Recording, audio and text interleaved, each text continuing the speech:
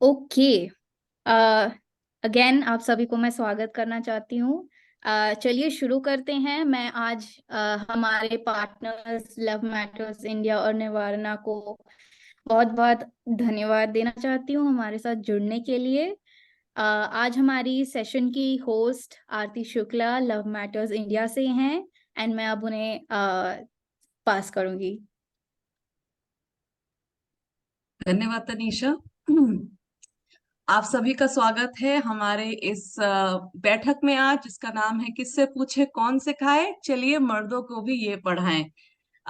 तो आप लोगों को पहली बात तो मैं आपका बहुत बहुत स्वागत करती हूँ इस सेशन में। और थोड़ा सा अपने बारे में बताती हूँ, फिर आज की बैठक और चर्चा शुरू करेंगे। तो मेरा नाम आरती शुक्ला है और मैं लव मैटर्स इंडिया और टीन बुक इंडिया नाम की दो सेवाओं की हेड हूँ। अब ये लव मैटर्स इंडिया और टीन बुक इंडिया क्या है, आप पूछेंगे। तो दोस्तों, लव मैटर्स इंडिया इंडिया की सबसे बड़ी सेवा है जो यंग लोगों को, यानी आप लोगों को, उनकी जरूरत के हिसाब से लव, सेक्स, रिलेशनशिप्स या फिर जिसको हम यौन और प्रजनन स्वास्थ्य भी कहते हैं, उस पर जानकारी देती है। ये जानकारी हम हमारी वेबसाइट lovematters.in या फिर हमारे फेसबुक, इंस्टाग्राम पेज पर आप ये जानकारी पा सकते हैं। हमने इन्हीं सभी मुद्दों पे बहुत इंटरेस्टिंग वीडियो भी बनाए हैं और ये वीडियो हमारे यूट्यूब चैनल पर भी हैं। साथ ही आप इनमें से किसी भी टॉपिक पे अगर आपको पर्सनल सवाल हो तो आप हमारे फेसबुक या इंस्टाग्राम इनबॉक्स पर हमसे सवाल भी पूछ सकते हैं। और टीन बुक जो है वो हमारी टीनेजर्स यानी किशोरों के लिए सेवा है, जिस पे हम किशोरों को जानकारी देते हैं उनके मुद्दों पर। ये जानकारी हमारी वेबसाइट teenbook.in या फिर टीन बुक के फेसबुक या इंस्टाग्राम पेज पे आप पा सकते हैं। टीन बुक के यूट्यूब चैनल पर भी बहुत सारे जरूरी और इंटरेस्टिंग वीडियो हैं किशोरों के लिए। तो आप में से जो भी आज संस्थाओं से जुड़ रहे हैं, ये दो वेबसाइट्स का नाम लिख लें, जांच लें, ताकि आप भी किशोरों को ये बता सकें। अब हम इन सब चीजों के बारे में आपको क्यों बता रहे हैं, क्योंकि आज के जो मुद्दे हैं वो हमारी संस्था लव मैटर्स इन पे खुल के बात करती है। तो आज हम आपसे इस सेशन के जरिए, इस बैठक के जरिए खुल के बात करने आए हैं। तो चलिए, फिर आखिर इस सेशन में, इस बैठक में हम इकट्ठा क्यों हुए हैं? भाई, आप लोगों से कुछ बात करनी है ना? आपकी कुछ दिक्कतों पर, खासकर ऐसी दिक्कतों पे जिस पर खुलकर हमारे समाज में बात नहीं होती है। क्यों? क्योंकि शर्म है, झिझक है, डर है, घबराहट है, बताओ लोग क्या कहेंगे, ये सब होता है। तो आज वो सब परे रख के वो सारी बातें करेंगे। पर डरिएगा नहीं, कोई बोरिंग कॉलेज का लेक्चर नहीं होने वाला है। हम बातें करेंगे, कुछ खेल खेलेंगे और आपके सवालों के जवाब देंगे। और आज की बातचीत के लिए हमारे साथ एक बहुत एक्सपीरियंस डॉक्टर भी जुड़े हैं, डॉक्टर देवशीष पालगर। तो उनका भी स्वागत करिए, वो भी मेरे साथ आपके सवालों के जवाब देंगे। तो क्या आप सब लोग तैयार हैं? क्या जरा चैट पे हाँ या थम्स अप या स्माइली वाला इमोजी बनाकर बताइए तो जरा, तभी तो हमें पता चलेगा कि आप सब इस बात के लिए तैयार हैं और खुशी से ज्वाइन कर रहे हैं। तो जरा चैट में हाँ, थम्स अप, स्माइली बना के जरा मुझे बताएं। हाँ, कुछ कुछ यस, हाँ, थम्स अप आने लगे हैं, लेकिन मुझे सबके चाहिए, क्योंकि आज के कुछ नियम और कानून हैं। हाँ, थैंक यू नम्रता, आप वाला सबसे अच्छा लगा मुझे। तो आज के नियम कानून क्या है? बातचीत खुलकर होगी, ठीक है, बिना झिझक के होगी। कोई भी किसी को शर्मिंदा नहीं करेगा। अगर कोई कोई किसी को शर्मिंदा करता हुआ पाया गया तो उसको इस बैठक से हटाया जाएगा, ठीक है? आप इसमें पूरी तरह से हिस्सा लेंगे, जैसे सब लोग यस, ओके, स्माइली भेज रहे हैं, वैसे पूरे सेशन में खुलकर हिस्सा लेंगे। एक दूसरे का बोलने का मौका देंगे, सबकी रिस्पेक्ट करेंगे। और जैसा तनीषा ने शुरू में कहा था, ये सेशन रिकॉर्ड भी हो रहा है, तो इसके लिए और भी जरूरी है कि हम एक दूसरे की रिस्पेक्ट फुल करें, ठीक है ना? और आखिरी बात, जब तक कहा ना जाए, जब तक म्यूट पे रहें। इस सेशन में आपको बातचीत करने का बहुत मौका मिलेगा, लेकिन अपना हाथ उठाएंगे, फिर मैं आपको आपको अनम्यूट करने को बोलूंगी, फिर आप बात करिएगा। क्योंकि अगर ऐसा नहीं करेंगे तो बड़ी घसट पसट हो जाएगी और फिर मजा नहीं आएगा, ठीक है? चलिए, तो इसी आपके सारे थम्स अप, सारे हाँ के लिए बहुत बहुत शुक्रिया। आज का सेशन शुरू करते। तो जैसे मैंने कहा, आज उन मुद्दों पे बात करेंगे जिन पे लड़कों से बड़ी कम बात होती है। लड़कियों से तो फिर भी थोड़ी बहुत हो जाती है, पर लड़कों से बहुत कम। आपसे कुछ सवाल पूछेंगे अब, आप अपना हाथ खड़ा करें और हमको जवाब दें, ठीक है ना? तो चलिए, पहला सवाल मेरा आप सब लोगों से ये है, पीछे वाले सवाल पे चलते हैं।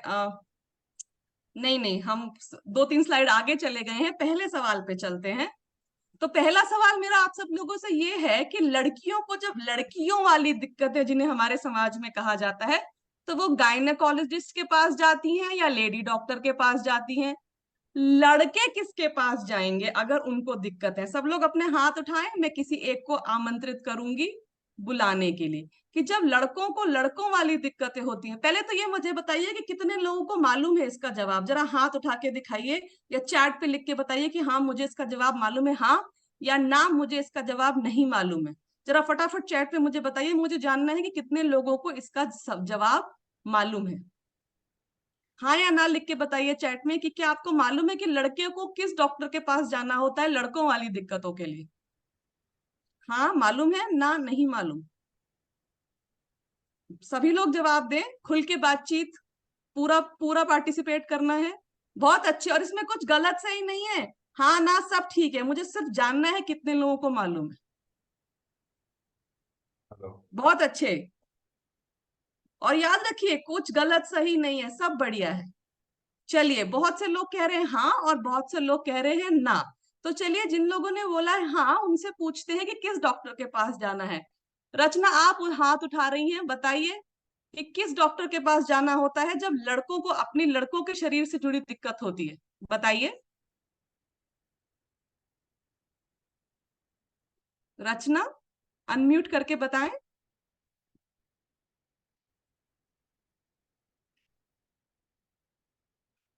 रचना शायद सेशन में जुड़ी है नहीं। किसी और को मालूम है तो अपना हाथ उठाएं, हम आपको बुलाएंगे। साधना शर्मा, आपको मालूम है तो आप अनम्यूट करके बताएं।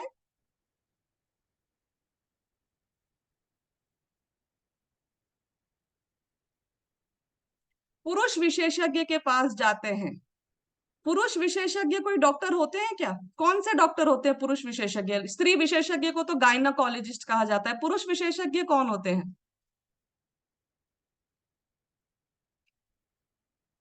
आप लोग अपने आप को अनम्यूट कर पा रहे हैं क्या? आप मुझे बताएंगे क्योंकि कोई बोल नहीं रहा है।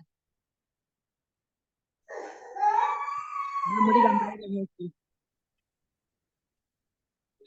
आप में से बहुत सारे लोगों ने लिखा है कि हाँ हमें मालूम है किस डॉक्टर के पास जाना है, तो अब मैं जानना चाहती हूँ कि किस डॉक्टर के पास जाते हैं, बताइए। बहुत सारे लोग बोल रहे हैं फ्रेंड, यूट्यूब, ठीक है, लेकिन आप लोगों को डॉक्टर मालूम है या नहीं?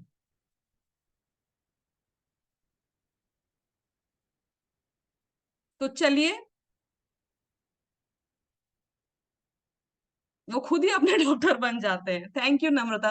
तो मुझे ऐसा लग रहा है कि हमारे समूह को खास कॉन्फिडेंस नहीं है कि किसके पास जाना चाहिए। मैं ये मान के चल रही हूँ क्योंकि मुझे किसी ने अभी तक जवाब दिया नहीं है। तो चलिए आगे बढ़ते हैं, लेकिन मैं चाह रही हूँ कि आप लोग जरा खुल के मुझसे बात करें, अनम्यूट करें, ऐसे शर्माए नहीं।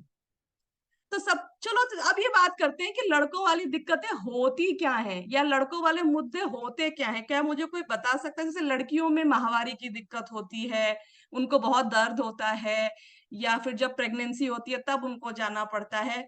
लड़कों वाली दिक्कतें क्या होती हैं और उन्हें क्यों जाना पड़ता है लड़कों के पास? एंड प्रभात लिखते हैं एंड्रोलॉजिस्ट। अच्छा, चलिए, एक दिक्कत सामने आई, स्वप्न दोष, जिसको स्वप्न दिक्कत है या नहीं है उस पर हम चर्चा करेंगे, बट एक मुद्दा लिख के आया कि लड़कों को स्वप्न दोष के लिए डॉक्टर के पास जाना पड़ता है। और क्या दिक्कतें होती हैं लड़कों को जिसके लिए उनको डॉक्टर के पास जाना पड़ सकता है? लड़कों वाले मुद्दे।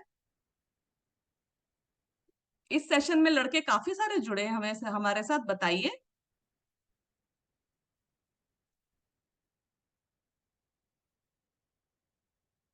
लड़कों को कोई दिक्कत ही नहीं होती है? हम्म, बहुत अच्छे, धन्यवाद धन्यवाद। लड़कों को अक्सर अपने लिंग के साइज को प्रॉब्लम होती है। आप इस पे खुल के बोले, बहुत अच्छा, धन्यवाद। स्वप्न दोष, लिंग के साइज को लेकर परेशान रहना, मानसिक तनाव, बहुत अच्छे, धन्यवाद। और क्या दिक्कत हो सकती है लड़कों को अपने स्वास्थ्य को लेके, खासकर यौन और प्रजनन स्वास्थ्य को लेके लड़कों में क्या दिक्कतें आ सकती हैं? भाई लव मैटर्स इंडिया पे तो हमारे पास बहुत सारे सवाल आते हैं, तो मुझे तो मालूम है, लेकिन मैं आपसे जानना चाहती हूँ। और बताएं। डिप्रेशन, ठीक है। डिप्रेशन खैर लड़के लड़कियों बड़े बूढ़ों सबको हो सकता है, पर ठीक है, धन्यवाद इसके लिए। बहुत अच्छे, बहुत सारे सजेशन आए हैं। इजैक्यूलेशन, इरेक्शन ना आना, सेक्स में परफॉर्मेंस को लेके टेंशन होना, बहुत अच्छे, धन्यवाद। आज सभी मुद्दों पे खुल के बात होगी और मैं इसका आपको धन्यवाद देना चाहती हूँ। सबसे बड़ी प्रॉब्लम टाइमिंग की होती है, तो चलिए आज टाइमिंग पे भी बात करेंगे। हमारे साथ डॉक्टर देवाशीष जुड़े हुए हैं और आपके सारे लड़कों वाली प्रॉब्लम्स को नोट कर रहे हैं। Sexually problem, okay, sexually problem क्या होती है, कोई मुझे बता पाएगा?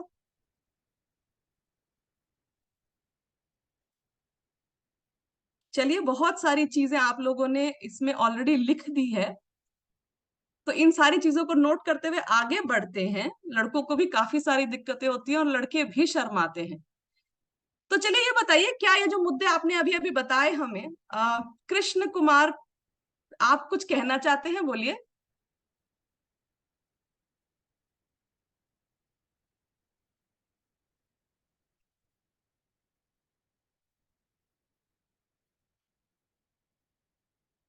आपकी आवाज नहीं आ रही है, शायद आप म्यूट पे नहीं है या साउंड से जुड़े हुए नहीं है कृष्ण।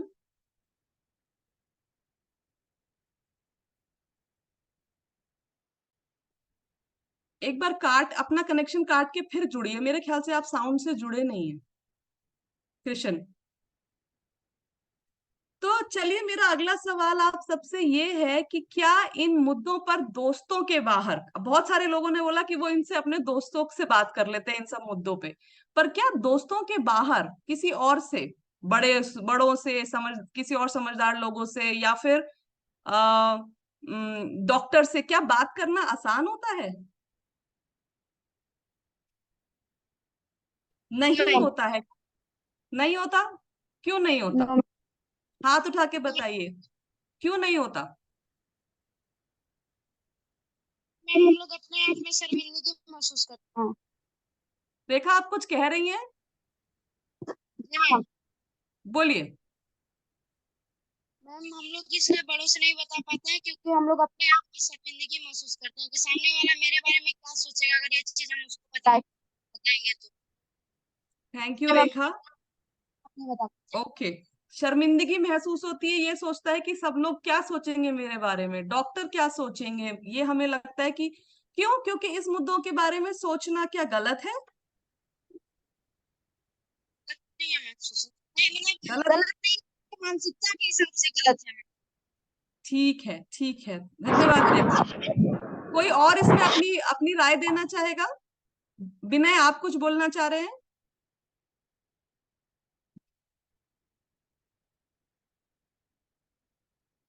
दोस्तों के बाहर आप लोग कह रहे हैं कि इस पे बात करना आसान नहीं है क्योंकि शर्म होती है, झिझक होती है, लोग क्या सोचेंगे। और क्या बात है, अनम्यूट करके बताएं।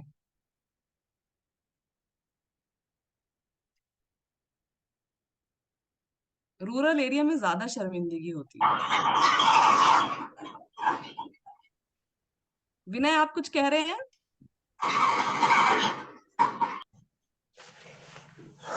नहीं।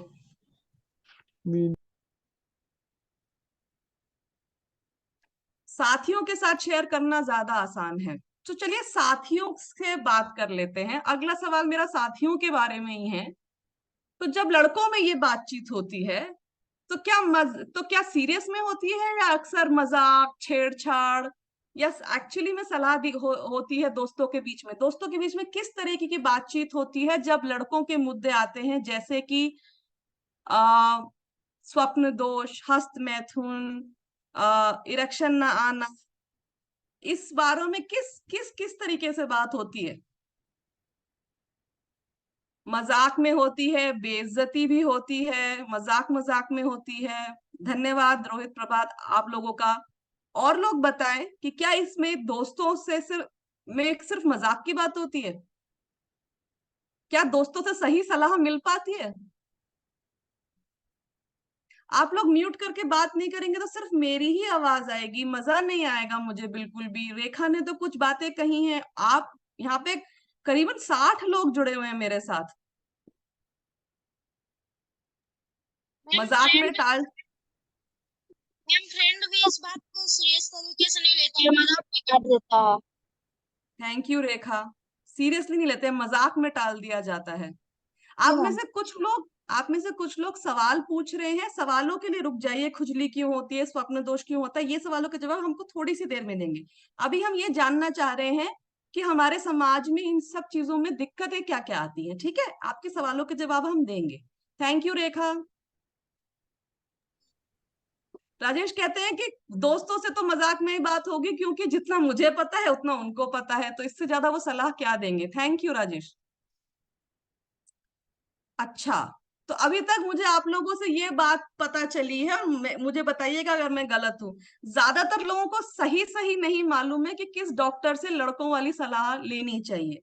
लड़कों वाली कुछ कॉमन दिक्कतें आपने मुझे बताई, स्वप्न दोष, क्या बोलते हैं, इरेक्शन ना आना, परफॉर्मेंस को लेकर टेंशन लेना, सेक्स की टाइमिंग ना होना, इजैकुलेशन जल्दी या देर से होना। तो ये सब आप लोगों ने मुझसे शेयर किया। आप लोगों ने ये भी बोला कि बड़े लोगों या डॉक्टर के पास जाने में आपको हिचक होती है, क्योंकि शर्मिंदगी होती है कि लोग हमारे बारे में क्या सोचेंगे। और आखिरी में इन सब चीजों के बारे में दोस्तों से बात तो होती है, पर वो अक्सर छेड़छाड़, मजाक, बेइज्जती वाली होती है। प्रभात कहते हैं काउंसलर के पास जाना चाहिए या एंड्रोलॉजिस्ट के पास जाना चाहिए? एंड्रोलॉजिस्ट, आई थिंक आप एंडोक्राइनोलॉजिस्ट बोल रहे हैं, लेकिन इस बारे में हम डॉक्टर देवाशीष से ही पूछेंगे थोड़ी सी देर में कि आखिर किस डॉक्टर के पास जाना चाहिए, किस चीज के लिए। आप आज इस बात को क्लियर करके ही सेशन से निकलेंगे। तो चलिए, आप सब लोगों ने बोला। चलिए अब आपसे एक आखिरी सवाल, इससे पहले कि हम एक खेल शुरू करें, पीछे वाले स्लाइड पे चाहते हैं। आप सब लोगों को इन सारे मुद्दों पे अपनी जानकारी को 10 में से कितने नंबर देंगे? किस डॉक्टर के पास जाना चाहिए, क्या परेशानियां होती हैं, उनसे बारे में खुल के बात किससे करनी चाहिए, इन सब चीजों पे, और ये जो मुद्दे हैं इन पे, इनके बारे में क्या करना चाहिए, इन सब चीजों को लेके आप अपने आप को, अपनी नॉलेज को 10 में से कितने नंबर देंगे? सभी लोग चैट पे मुझे लिख के बताएं कि आप लोगों को इन सब मुद्दों पे 10 में से कितने नंबर देंगे अपनी नॉलेज के। 10 में से 10 मतलब मुझे सब मालूम है, 1 में से 10 मतलब मुझे कुछ नहीं मालूम। तो देखते हैं कि सब लोगों को क्या लगता है कि आपको कितनी नॉलेज है। चलिए, 9 से शुरुआत हुई, बहुत अच्छे। टेस्ट करूंगी मैं सबसे, ठीक है। चलिए 3, 8, और बताइए, और खुल के बताइए, कोई शर्म नहीं है। नहीं मालूम तो बहुत अच्छा, मालूम है तो बहुत अच्छा। कोई टेस्ट नहीं है, ये स्कूल में नहीं है हम लोग। बहुत अच्छे, 7, 8, ओके। सभी लोग बताएं फटाफट। सबको बहुत नॉलेज है, 9, 8। चलिए, अभी अभी मैं सबका टेस्ट लेने वाली हूँ, क्योंकि जब मैंने आप सब लोगों से पूछा कौन से डॉक्टर के पास जाते हैं, तो बहुत कम लोगों ने मुझे जवाब दिया। ठीक है, सबका टेस्ट होने वाला है। चलिए, ओके। कुछ लोग अब ऑनेस्टली आर के बता रहे हैं, बहुत अच्छे, बहुत अच्छे। पर जिन लोगों को मालूम है, बहुत अच्छे, मुझे गर्व है आप लोगों पे, बहुत अच्छे। चलिए, क्या सभी लोगों ने, 60 लोगों के जवाब तो मुझे नहीं आए, अभी 8-10 लोगों के जवाब आए हैं। मुझे सबके जवाब चाहिए, तभी तो मजा आएगा।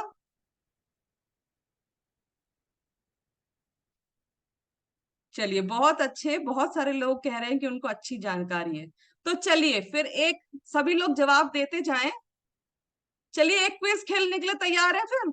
आपका आज टेस्ट कर ही लिया जाए, ठीक है। इस क्विज में मैं आपसे सवाल पूछूंगी, और आप सभी लोगों को चैट पे सही जवाब लिख के मुझे बताना है, ठीक है। ठीक है, सब लोग कौन बनेगा इस सेशन का एक्सपर्ट के लिए तैयार हैं कि नहीं है? ठीक है, अभी सबका पता चल जाएगा कि कितना कौन कितने पानी में है, ठीक है ना। चलिए तो चलिए शुरू करते हैं। पहला सवाल आपके स्क्रीन पे आ रहा है। अब लड़कों के बॉडी में वीर्य किस उम्र से बनना शुरू होता है? 10, 13, 15, जन्म से ही बन रहा होता है? बताइए।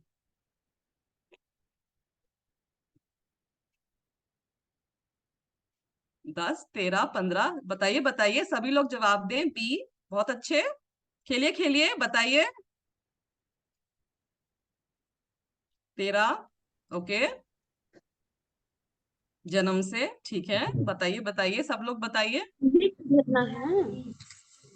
हाँ हाँ बोलो ना, बोलो। 14 कुछ नहीं। लिख के नहीं, आप अनम्यूट क्यों? करके भी बता सकते हैं। बताइए क्या है सही जवाब। किसमें? 13 वर्ष नहीं होता। 14-15 से होता है। ये दिखने लगी, बोलो ना भैया। 15 बोलो ना, 15। मैडम 15 होगा। 15 आपका जवाब है, ठीक है। चलिए, सभी लोगों ने अलग अलग जवाब दिया है। 10, 13, 15, कुछ ने ये भी कहा है कि जन्म से होता है। तो कौन तैयार है आप सही जवाब सुनने के लिए? Yes ma'am. तो इसका जवाब है ए और बी दोनों। 10 से 13 साल की उम्र के बीच में ये कभी भी शुरू हो सकता है। कुछ लोगों को जैसे जैसे माहवारी होती है, वो भी एक पीरियड के बीच में शुरू होती है। ऐसा तो नहीं है कि सिर्फ एक उम्र में शुरू होती है। तो इसी तरीके से लड़कों के शरीर में भी ये 10 से 13 के बीच में कभी भी शुरू हो सकता है। कुछ लोगों को 13 के बाद भी हो सकता है, लेकिन आमतौर पे ये 10 से 13 के बीच में होना शुरू होता है। तो जिन लोगों ने 13 या 10 लिखा, आपका जवाब काफी हद तक ठीक था, लेकिन 10 से 13 की एज रेंज होती है। बहुत अच्छे, चलिए अगला सवाल की ओर बढ़ते हैं। अब हम लोग, अगला सवाल है, जो मेल सेक्स हार्मोन होता है, हमारे शरीर में हार्मोन होते हैं जो हमारे शरीर में बहुत सारी प्रक्रियाओं को चलाते हैं। तो उसमें एक हार्मोन होता है जो पुरुष के अंदर प्रक्रियाएं होती हैं, जैसे वीर्य और शुक्राणुओं का बनना, इसके लिए जिम्मेदार माना जाता है। तो इस हार्मोन का नाम क्या है? ए एस्ट्रोजन, बी प्रोजेस्ट्रॉन, सी टेस्टोस्टेरोन, डी इंसुलिन। चलिए बताइए सब लोग, क्या सही है जवाब?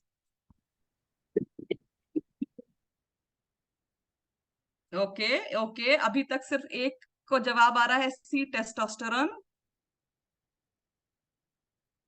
वेरी गुड, ये सवाल का जवाब सबको पता है। इसका सही जवाब है सी टेस्टोस्टेरोन। तो इसी के लिए आप सब लोग के लिए जोरदार तालियां। ये सबको फुल मार्क्स वाला सवाल था।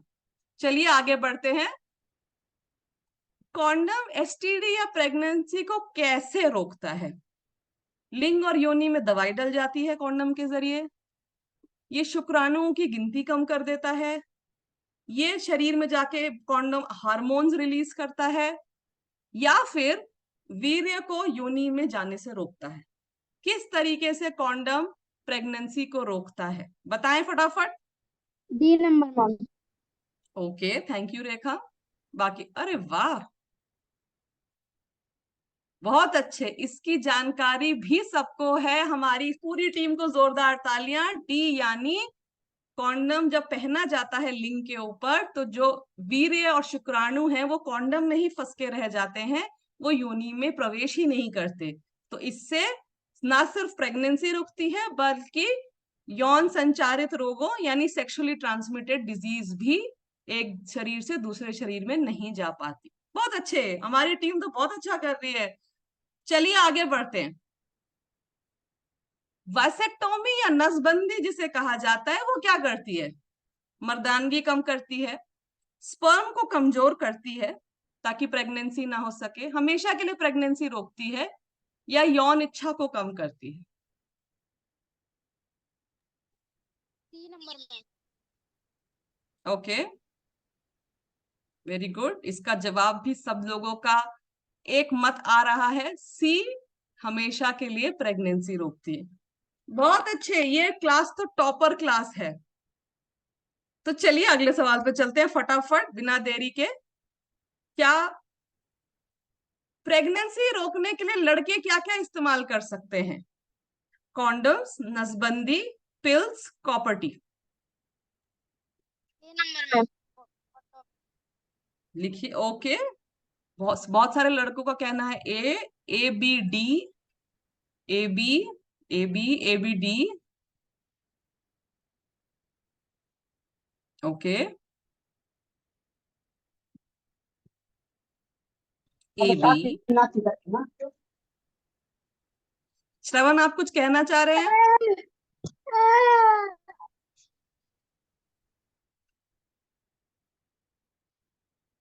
सही जवाब बहुत सारे लोगों ने दिया है, यानी ए और बी, कॉन्डम और नसबंदी, दो तरीके हैं जिनसे लड़के प्रेगनेंसी रोक सकते हैं। गोलियां, दवाइयां अभी महिलाओं के लिए ही हैं, और कॉपर टी भी महिलाओं में लगाई जाती है। बहुत अच्छे, ये क्लास बहुत।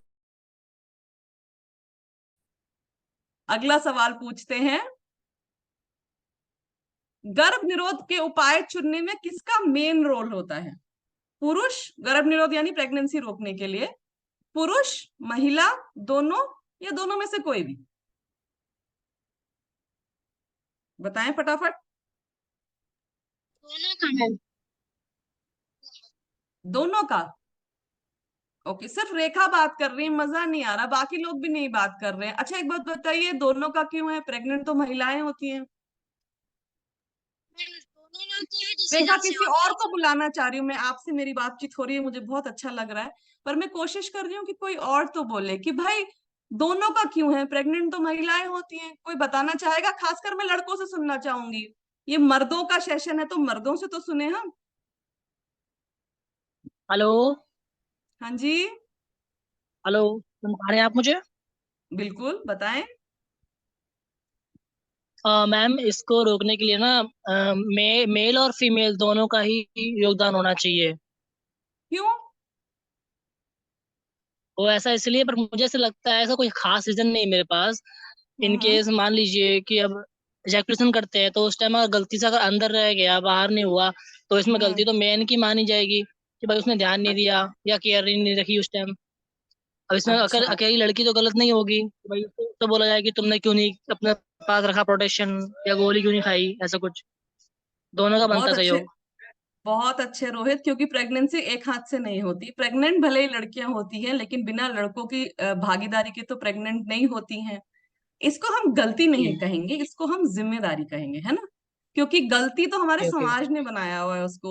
अरे प्रेगनेंसी मतलब गलती, खासकर अगर शादी के पहले हो जाए तो। और अगर अगर प्रेगनेंसी शादी के बाद भी हो, और अगर हमने प्लान नहीं किया हो तो उसको भी गलती। तो गलती का शब्द का इस्तेमाल नहीं करते हुए जिम्मेदारी शब्द का इस्तेमाल करते हैं। पर आपने लॉजिक बिल्कुल सही दिया है कि चूंकि एक हाथ से ताली नहीं बजती, तो जिम्मेदारी दोनों की बनती है। Thank you. और आप सभी लोगों ने रोहित की बात को चैट पे भी समर्थित किया है कि भाई जिम्मेदारी दोनों की बनती। बहुत अच्छे, चलिए अगला सवाल पूछते हैं फिर। अगला सवाल है, यौन संचारित रोगों यानी सेक्सुअली ट्रांसमिट डिजीज को बचाने के लिए कौन सा गर्भ निरोधक इस्तेमाल करना चाहिए? कौन सा कॉन्ट्रासेप्शन इस्तेमाल करना चाहिए? वासेक्टोमी, कॉन्डम, आईयूडी यानी कॉपर टी, या विथड्रॉल यानी इजैकुलेशन से पहले बाहर निकाल लेना? इसमें से कौन से जो माध्यम है वो यौन संचारित रोगों को रोकने में भी मदद करेगा? मैम वैसे तो बेस्ट ऑफ काउंडम ही होता है। बिल्कुल, और इसी बात पे आपके सारे साथी आपकी साथ सहमत हैं। सिर्फ कॉन्डम एक इकलौता मेथड है जिससे यौन संचारित रोग भी रोके जा सकते हैं। प्रेगनेंसी के लिए तो बहुत सारे ऑप्शन हैं, लेकिन यौन संचारित रोगों को रोकने के लिए सिर्फ कॉन्डम इकलौता ऑप्शन है। चलिए, बहुत अच्छे, ये क्लास फिर से टॉप कर रही है। चलिए, महिलाएं कौन कौन सी गर्भ निरोध इस्तेमाल कर सकती हैं? ए गोलियां, बी कॉपर टी, सी नसबंदी, डी कॉन्डम। बताएं क्या है सही जवाब। मैम फीमेल कॉन्डम भी आता है, वैसे वो बेस्ट रहेगा। गोलियां तो हार्मफुल भी होती हैं। इस पे चर्चा करेंगे कि गोलियां हार्मफुल, पर कौन कौन से कर सकती हैं, कौन कौन से अवेलेबल है? मैम चारों कर सकते हैं। आईपीएल। मैम मेरे को सुन पा रही हैं क्या? एक मिनट, रेखा और रोहित आप अपने को म्यूट करिए। हाँ, साधना आप बोलिए, बिल्कुल बोलिए। मैम तीनों यूज कर सकती हैं, लेकिन बी और सी ज्यादातर लोग यूज करते हैं लेडीज। ओके, थैंक यू साधना। और मैम कौन मेरा बताना चाहेगा? मैं क्वेश्चन पूछूं मैम? अभी क्वेश्चन के लिए फ्लोर ओपन नहीं है, क्वेश्चन के लिए हम थोड़ी देर में खोलेंगे साधना, ठीक है? ठीक है। धन्यवाद। तो कुछ लोगों का कहना है ए बी, कुछ लोगों का कहना है बी सी, कुछ लोगों का कहना है ए बी सी, कुछ लोगों का कहना है चारों पूरे। और जिन लोगों को कहना है चारों पूरे, वो सही जवाब दे रहे हैं। बिल्कुल, महिलाएं इनमें से चारों चीजें इस्तेमाल कर सकती हैं। गोलियां, बहुत तरीके की गोलियां आती हैं आजकल मार्केट में। और रोहित, ये जरूरी नहीं है कि हर गोली का साइड इफेक्ट हो, बस ये है कि हम डॉक्टर से सलाह लेके लें, ताकि हमारे शरीर के लिए जो गोली सही है हम वो लें, ना कि बिना डॉक्टर की सलाह के, ताकि फिर वो नुकसान करती हैं। कॉपर टी महिलाएं लगवाती हैं। महिलाओं की भी नसबंदी हो सकती है, जिससे वो हमेशा के लिए प्रेग्नेंट नहीं होंगी फिर। और कॉन्डम, जैसे कि रोहित ने कहा, महिलाओं के लिए भी आजकल कॉन्डम आते हैं, लेकिन ये बात सही है कि ये जो कॉन्डम है ये सब जगह उपलब्ध नहीं है। बहुत ही कम शहरों में अभी तक महिलाओं वाले कॉन्डम अवेलेबल हैं। लेकिन हाँ, इस्तेमाल महिलाएं चारों पूरा कर सकती हैं। तो जिन लोगों ने चारों का जवाब दिया उनके लिए जोरदार ताली। चलिए, अब मुझे ये बताइए कि नसबंदी में आखिर होता क्या है? लिंग से शुक्राणुओं का रूट ब्लॉक हो जाता है, शुक्राणुओं का बनना रुक जाता है, हार्मोनल चेंजेस आते हैं नसबंदी के बाद, या ये लिंग को ही बंद कर देता है पूरा सिस्टम? क्या होता है इसमें? बी नंबर होगा मैम, कानून का बनना होगा। कुछ लोग कह रहे हैं ए, कुछ लोग कह रहे हैं बी। हम्म, बहुत अच्छे, बहुत सभी लोगों का कहना है ए, और यही सही जवाब है। शुक्राणुओं का बनना नहीं कम करता, हार्मोनल परिवर्तन नहीं होता, लिंग में कोई दिक्कत नहीं होती, लिंग में कुछ बन आप जो सेक्सुअल परफॉर्मेंस है वो पूरी चलती है। सिर्फ जो शुक्राणु निकल के बाहर जाते हैं उनका रूट ब्लॉक कर दिया जाता है एक छोटे से ऑपरेशन से। तो सही जवाब है ए, नसबंदी जो लिंग का शुक्राणु का रूट को ब्लॉक कर देती है, क्योंकि वो कनेक्शन काट दिया जाता है।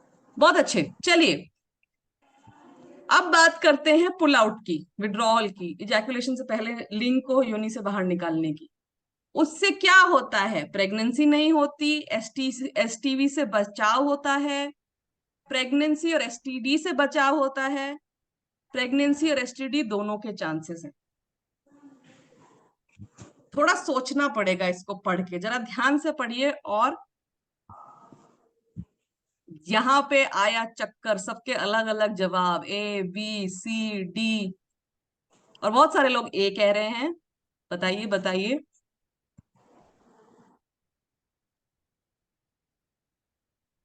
सभी लोगों ने जवाब दे दिया, बहुत सारे एज आ रहे हैं, बहुत सारे, कुछ सी भी आ रहे हैं। हम्म,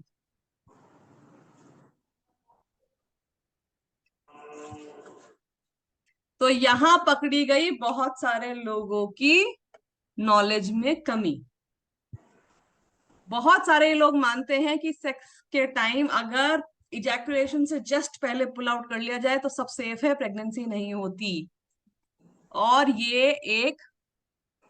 ये सही नहीं है। डी एसटीडी से तो नंबर, खैर, जी रेखा, डी डी नंबर।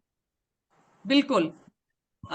इसमें और इसी के कारण बहुत सारी अनवांछित गर्भधारण होते हैं, यानी अनवांटेड प्रेगनेंसी होती है। और इससे अगर आप ऐसा भी करते हैं तो आपको एसटीडी यानी यौन संचारित संक्रमण भी हो सकते हैं। तो सेक्स के टाइम पुल आउट करने से ना तो प्रेगनेंसी बच सकती है, ना एसटीडी बच सकती है, दोनों ही होने के चांसेस हैं। अब ऐसा क्यों है, ये जानना कौन चाहेगा कि प्रेगनेंसी कैसे हो सकती है अगर हमने पहले ही पुल आउट कर लिया? तो बताएं, कोई बता सकता है कि पुल आउट जब कर लिया तो जब प्रेगनेंसी कैसे हो सकती है? साधना, आप बताना चाहेंगे?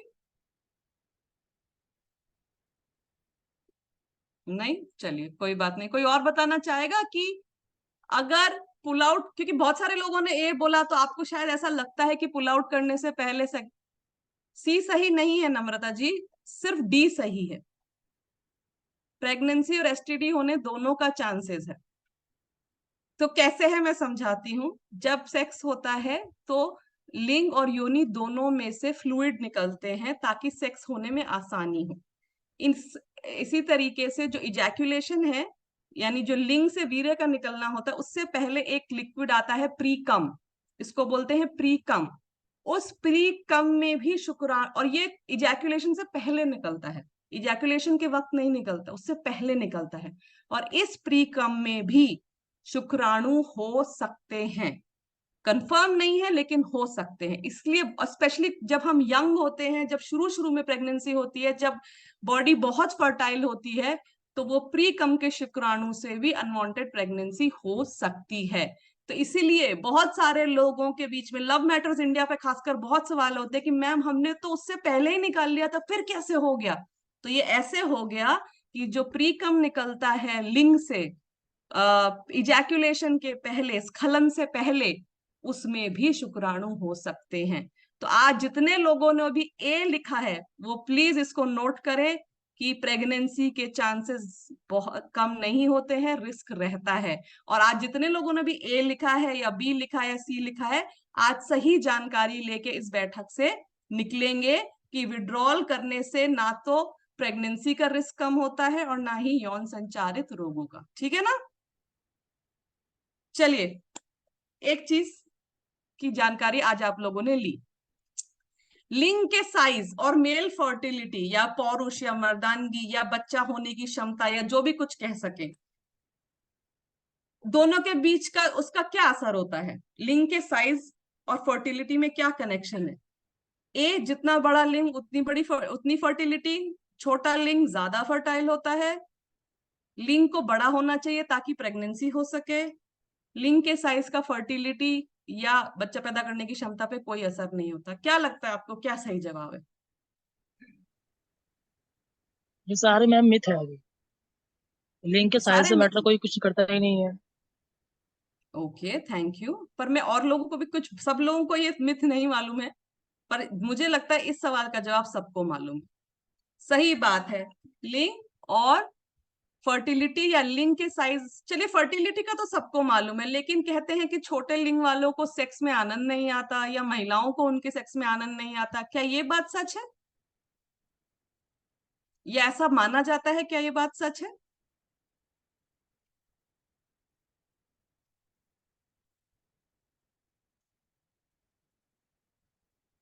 सही कहा आप लोगों ने। लिंग के साइज छोटा या बड़ा, चाहे तो उसको फर्टिलिटी, प्रेगनेंसी या सेक्स के आनंद में उसका कोई फर्क नहीं पड़ता। लेकिन इस पे बहुत सारी मिथ्याएं हैं, बहुत सारे, जिस खासकर जब बच्चे बड़े हो रहे होते हैं, 13, 14, 15, 17, 18, तो खासकर स्कूल कॉलेज में बड़ा प्रेशर होता है कि जिसका साइज बड़ा है उसका आनंद ज्यादा होगा। सही है, आप लोगों को इसकी जानकारी अच्छी है, धन्यवाद। चलिए, क्विज का आखिरी सवाल, और ये सवाल लड़कों के लिए है, ठीक है। तो लड़के जवाब देंगे कि अगर लड़कों के लिए प्रेगनेंसी की गोली बनी, अभी तो सिर्फ लड़कियों के लिए है, तो क्या आप और आपके दोस्त उसको खाएंगे? हाँ, ना, शायद या बिल्कुल। क्या लगता है, लड़के गोली खाएंगे? Okay, thank you. पुनीत, मुझे आपका इमोजी बहुत अच्छा लगा। नहीं नहीं नहीं नहीं। अच्छा, जो लोग नहीं कह रहे हैं क्यों नहीं खाएंगे गोली? लड़कियां तो खाती हैं, लड़कियों के लिए तो बहुत सारी गोलियां हैं। ऑनेस्टली बताइए, क्योंकि जब कंपनी वाले बनाएंगे तो उनको पता होना चाहिए ना कि लड़के क्यों नहीं खाएंगे। और खुल के बताइए, क्योंकि जितना आप खुल के बताएंगे उतनी सही जानकारी फैलेगी कि लड़कों को क्या झिझक होगी इस गोली को खाने में। खाना चाहिए कि नहीं खाना चाहिए बात अलग है, पर लड़कों को क्या झिझक आएगी? ये लड़कियों की चीज है, इसलिए। जो लोग हंस रहे हैं वो तो खासकर बताइए।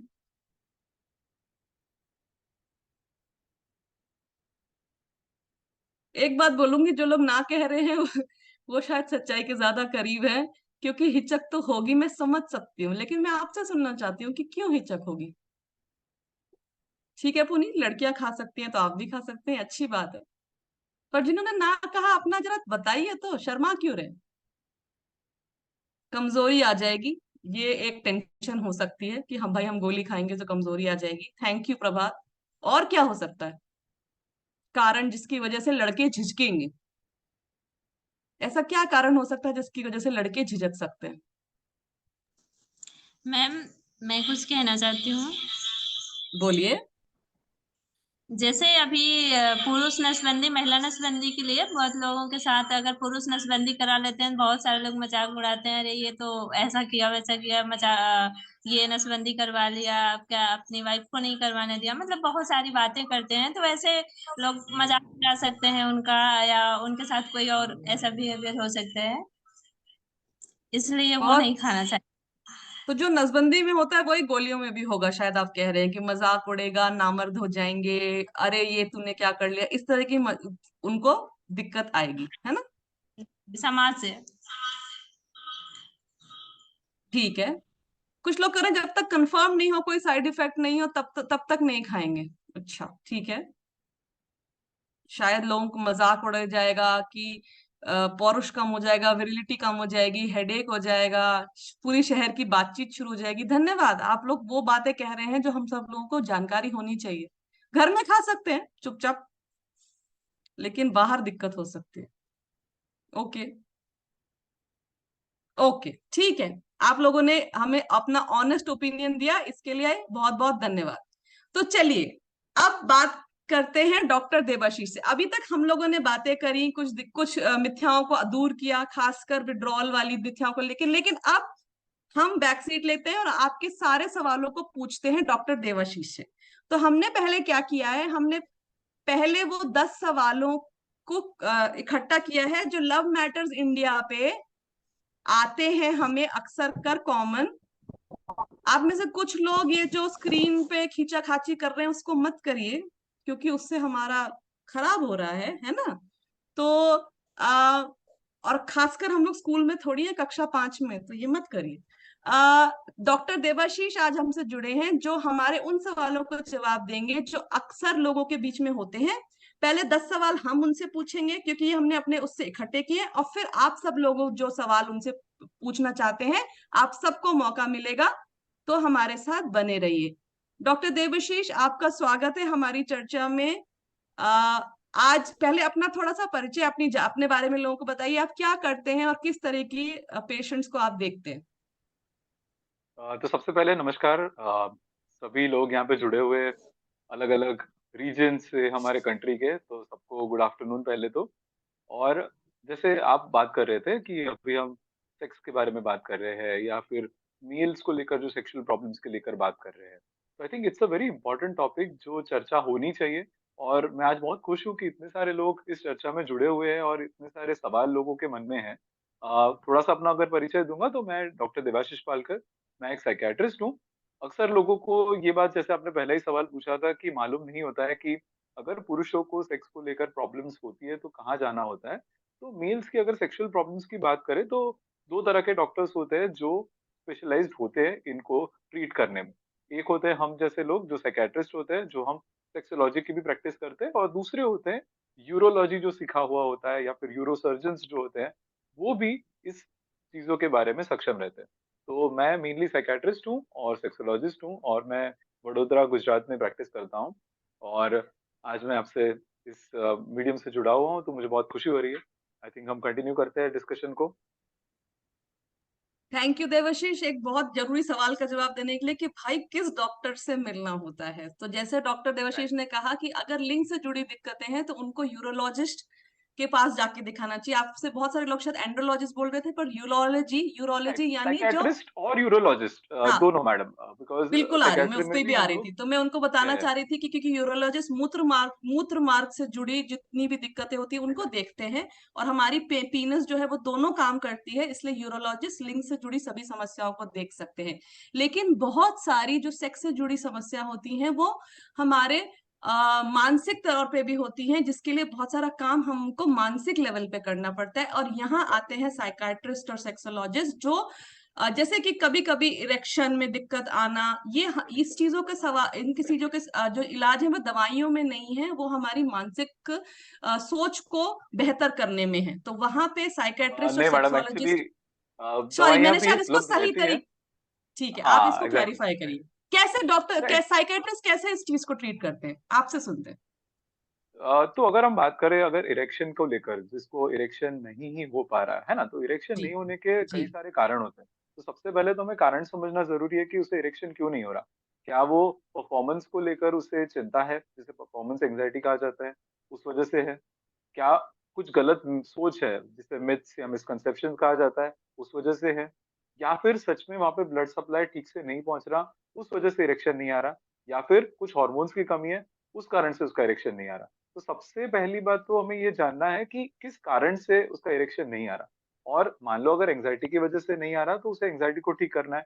उस एंजाइटी को हम काउंसलिंग से भी ठीक कर सकते हैं। अगर बहुत ज्यादा रही तो उसको मेडिकेशन से भी ठीक किया जा सकता है। ठीक उसी तरह से अगर ब्लड सप्लाई की प्रॉब्लम रहती है, तो जानना जरूरी है कि क्या कोई ऑलरेडी उसको कोई बीमारी तो नहीं है, जैसे कि डायबिटीज हो गया, ब्लड प्रेशर की शिकायत हो गई, या कोई अन्य हार्मोन्स के लेकर तकलीफ तो नहीं है। तो उसके लिए थोड़े से टेस्ट करने पड़ते हैं। अगर वो टेस्ट वगैरह सब सही आते हैं, तो कई बार क्या होता है कि जब सेक्स के टाइम पे जहाँ पे खून का सप्लाई बढ़ना चाहिए, देखिए जैसे इरेक्शन आता क्यों है पुरुषों में? इरेक्शन आता है क्योंकि हमारे लिंग में जो खून का स्राव होता है वो बढ़ जाता है। जब वो ब्लड फ्लो बढ़ता है और ब्लड फ्लो बना रहता है, तब वो इरेक्शन मेंटेन रहता है।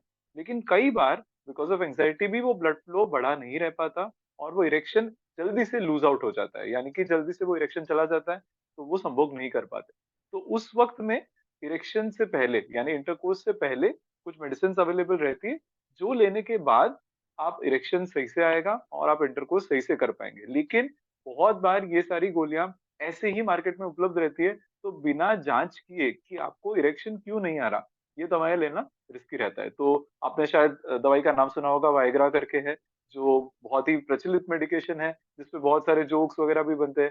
तो ये वाइग्रा ऐसे ही ले लेना ये सही नहीं है। इसीलिए जब भी आपको मान लो इरेक्शन की समस्या हो रही है, एक डॉक्टर को दिखाने के बाद, सही तरह से जांच, सही तरह से आपकी हिस्ट्री लेने के बाद ही तय होता है कि आपको कौन सी मेडिसिन काम लगेगी। और कई बार ये भी गलतफहमी होती है कि नहीं यार, हम वो दवाई ले लेंगे तो हम बहुत ज्यादा लंबा टिक पाएंगे या फिर बहुत ज्यादा अच्छे से सेक्स कर पाएंगे, तो वो भी एक गलत चीज है। तो प्लीज ऐसी कोई मेडिसिन बिना डॉक्टर के पूछे डायरेक्टली केमिस्ट के शॉप से लेना, ये बहुत ज्यादा गलत बात है। तो इस आधार पे ट्रीटमेंट होती है कि पहले हमको बताना करना होता है कि किस वजह से इरेक्शन नहीं आ रहा, और फिर उसके अकॉर्डिंग हम दवाइयाँ, काउंसलिंग एक्सेट्रा कर सकते थैंक यू देवाशीष इस बात को क्लैरिफाई करने के लिए कि दवाइयां लगेंगी कि गोलियां लगेंगी, उसकी जो डिसीजन है वो डॉक्टर ही ले सकते हैं, क्योंकि हर चीज के पीछे कई कारण होते हैं। हैं।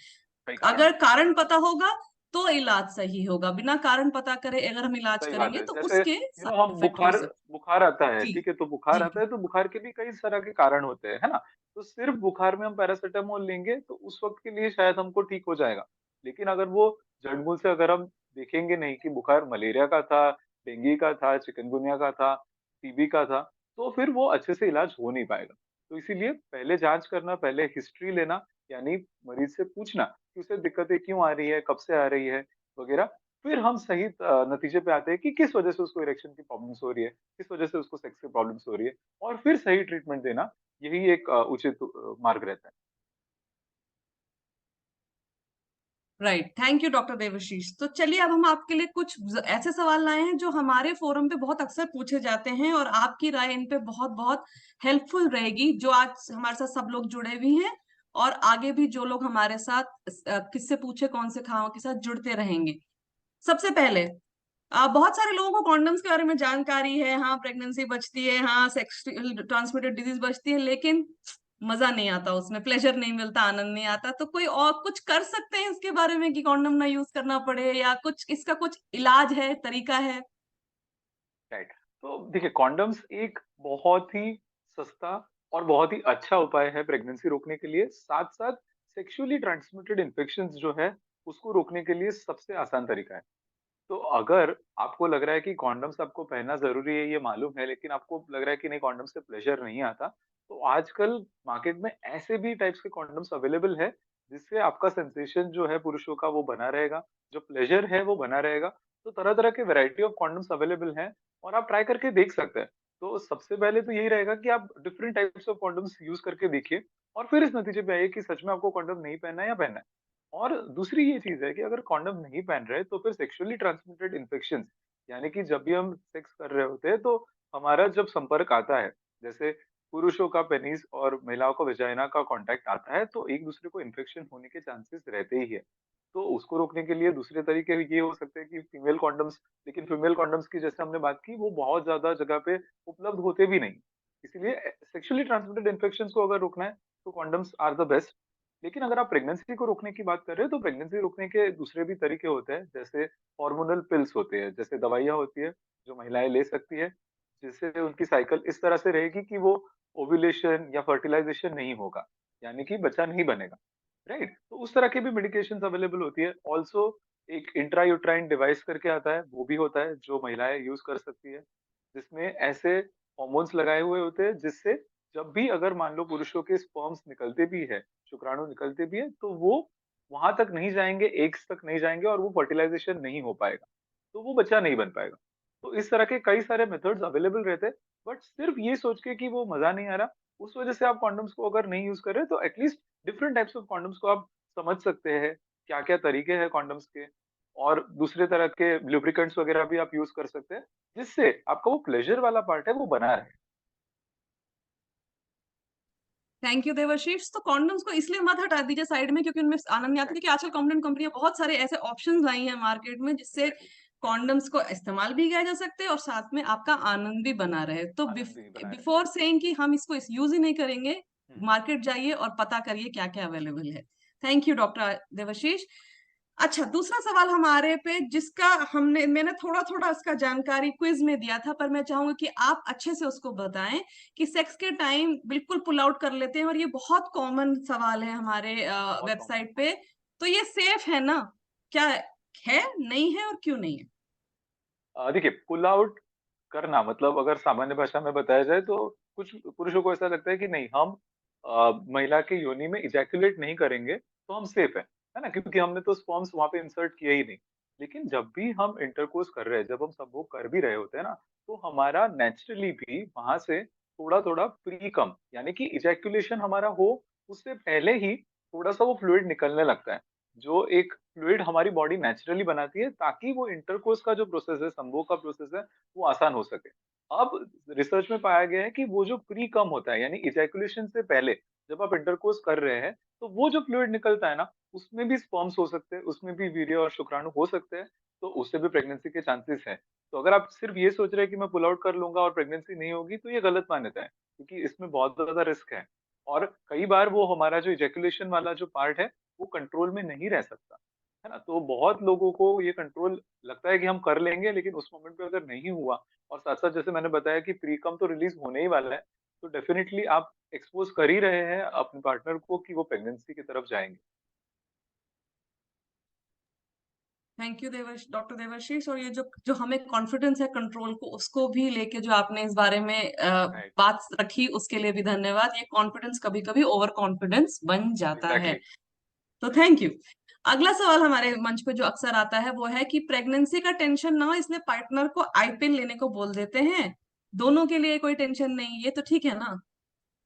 राइट। तो क्या ये ठीक आईपीएल है? की अगर हम बात करें, राइट, तो आईपीएल की अगर हम बात करें तो आईपीएल जो इंडिया में उपलब्ध रहती है वो एक इमरजेंसी कॉन्ट्रासेप्टिव पिल है। साधारण तौर पे 72 आवर्स, यानी कि अगर आपने संभोग किया है और उसके 72 घंटों के बीच में अगर आप वो लेते हैं आईपीएल, तो इट इज प्रूवन कि वो शायद प्रेगनेंसी को रोकेगी, लेकिन उसमें भी 100% श्योरिटी नहीं है। दूसरी बात यह है कि आईपीएल ऐसी चीज नहीं है जो आप रोजाना ले सकते हो। तो अगर आप ये समझ रहे हो कि आप आईपीएल को नॉर्मल जो ओरल हार्मोनल पिल्स रहते हैं उससे सब्स्टिट्यूट या उसका रिप्लेसमेंट समझेंगे, तो वो गलत तरीका है, क्योंकि आईपीएल में बहुत ज्यादा अमाउंट ऑफ हार्मोन्स रहते हैं जिससे महिलाओं की साइकिल्स डिस्टर्ब रहती है।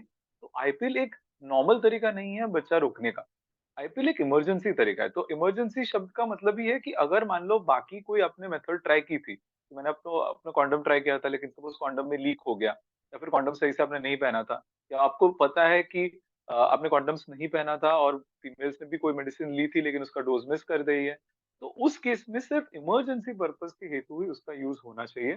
अगर आप ऐसे ही रूटीन कोर्स में लेते रहेंगे तो वो गलत यूसेज है। वो दवाई उसके लिए बनाई नहीं गई है। उसके लिए अलग से मेडिसिन उपलब्ध रहती है जो आप गायनेकोलॉजिस्ट के पास, स्त्री रोग विशेषज्ञ होते हैं, वो आपको प्रिस्क्राइब करेंगे, जिससे विमेन के शरीर में, महिलाओं के शरीर में हार्मोनल डिस्टर्बेंसेस के चांसेस भी कम रहते हैं।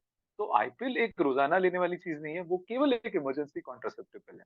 तो ये बात का ध्यान रखना बहुत जरूरी है।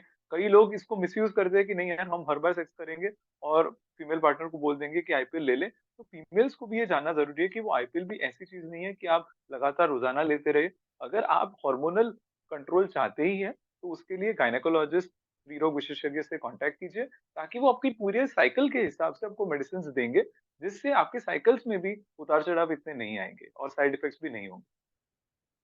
Thank you doctor Devashish. एक फॉलो अप सवाल आया है, तो कितनी बार इस्तेमाल कर सकते हैं आईपीएल?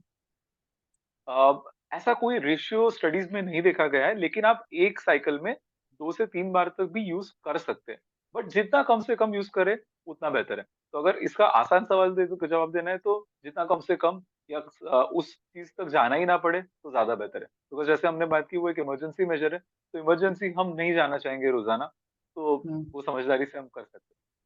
तो इससे आईपीएल से इमरजेंसी की गोली से बेटर है कि जो हमारी ओसीपीज होती है, ओरल जो कॉन्ट्रासेप्टिव, गायनेकोलॉजिस्ट जो हार्मोनल पिल्स देते हैं, हम्म एग्जैक्टली ओरल हम्म कॉन्ट्रासेप्टिव पिल्स जो कहा जाता है, उससे पिल्स हम्म जो कहा जाता है, हम्म वो भी लेकिन एक गायनेकोलॉजिस्ट से संपर्क करने के बाद ही लीजिए। बिकॉज कई बार ये ओरल कॉन्ट्रासेप्टिव पिल्स भी आज आसानी से हर एक केमिस्ट के शॉप में मिल जाती है, और हर एक केमिस्ट आपको ऐसे ही दे देगा कि हाँ ये ले लो, प्रेगनेंसी नहीं होगी। तो प्लीज, वो भी शायद आपको इमरजेंसी पिल्स ही दे रहे होंगे, तो आपको समझना है कि ये चीज की जानकारी केवल एक गायनेकोलॉजिस्ट आपको सही से दे सकता है। तो प्लीज उन्हें संपर्क कीजिए।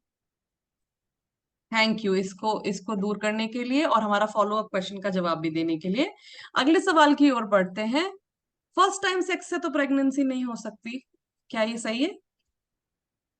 राइट। ये बिल्कुल भी सही नहीं है। आप फर्स्ट टाइम कर रहे हैं तो इसका मतलब ये नहीं है कि आपकी बॉडी जो है वो अलग तरह से रिएक्ट करेगी। हमारी बॉडी की जो बायोलॉजिकल फंक्शन है वो सेम रहने वाली है। जैसे हम बात कर रहे थे कि पुरुषों में जब प्यूबर्टी हो जाती है ना, 13-14 साल की उम्र के बाद, या कई बार उससे पहले भी हमारे बॉडी में स्पर्म्स बनने लगते हैं। तो आप फर्स्ट टाइम सेक्सुअल एक्टिविटी कर रहे हैं या फिर सेकेंड टाइम कर रहे हैं, इसका कोई रिलेशन है नहीं। बिकॉज हमारी बॉडी तो उसी तरह से काम करेगी जैसे उसको करना है। तो आप फर्स्ट टाइम भी करेंगे तभी भी वो स्पर्म्स निकलने ही वाले हैं, तभी भी वो फर्टिलिटी का चांस रहने ही वाला है। तो प्लीज ऐसे कोई भी मिथ्स में ना रहिए, मिसकंसेप्शन में ना रहिए कि फर्स्ट टाइम करेंगे तो नहीं होगा। कभी भी हो सकता है ना। जैसे मान लो लोग क्रिकेट देख रहे होंगे तो उनको पता होगा कि कोई बल्लेबाज है वो पहली बार बैटिंग करने जा रहा है तो वो भी 100 रन बना ही सकता है ना। ऐसा नहीं कि वो फर्स्ट टाइम खेलने जा रहा है तो 0 पे आउट होगा।